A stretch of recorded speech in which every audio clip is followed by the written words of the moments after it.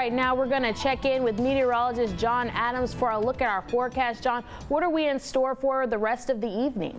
Well, it looks like the rest of the evening is pretty quiet. Most of the week is also going to be rather quiet, but we will have slightly higher chances of rain, and also the temperature is going to be creeping up a degree or two as we go through the week. We did have some shower activity down in Deep East Texas earlier, but you can see that has all moved out of the picture and come to an end, so nothing going on in East Texas tonight.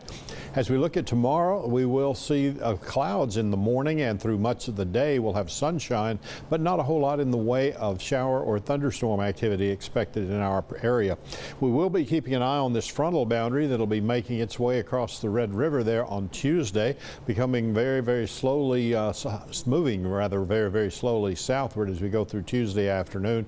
You can see the showers and thunderstorms will be focused along that boundary where we get lift of that moisture, and that's where we'll see most of the shower and thunderstorm activity. It does push on south into Deep East Texas, and by Wednesday afternoon, more showers and thunderstorms lining up across Louisiana and up into the area of that front as it is in northeast Texas at that point. So again, another chance for some afternoon showers and thunderstorms. After that, we look for high pressure in the upper levels to strengthen again over most of the east and over parts of East Texas. That'll mean a lower chance of rain and also increase those temperatures a couple of degrees. We do have a tropical storm down in the Gulf, not really of concern to us here in East Texas. It is just about making landfall as it will be pushing on into northeast Mexico, as you can see.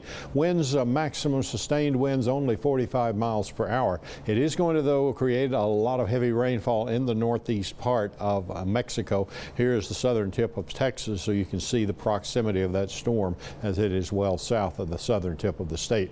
High temperatures today managed to get into the low and in some cases the middle 90s this afternoon. Right now, of course, readings are cooling down, and we're starting to see some 70s, especially in those areas of Deep East Texas that did have the thunderstorms earlier. That sapped a little of that heat out of the air, and the northern section still had all the heating throughout the day, so we are seeing temperatures still in the 80s over the northern portions of the area. Forecast highs for Monday afternoon.